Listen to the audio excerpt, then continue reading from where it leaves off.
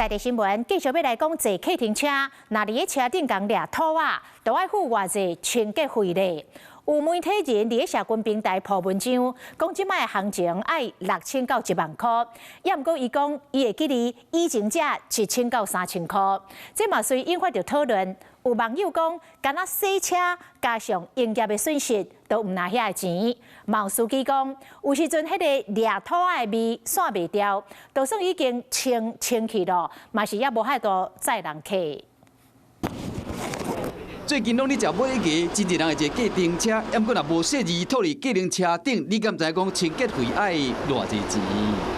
就是清洁费啊，清洁费，你觉得大概什么 range 你觉得是合理的？应该2000元左右吧。如果全车清洁费，可能会不会1-2万啊？因为呕吐的气味跟那脏污很难清嘛。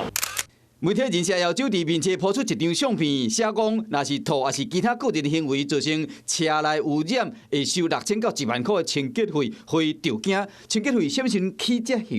拢有当买机票啊？因为听到行情是1000到3000块，一个加警车司机开讲才知讲已经变成6000到1万块。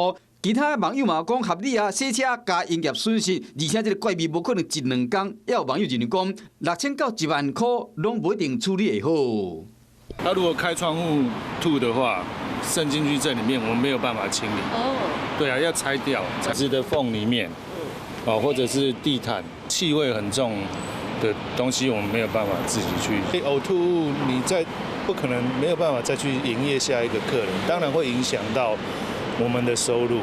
尤其是找专业的洗车真贵，更加免讲可能无多载人去影响生理。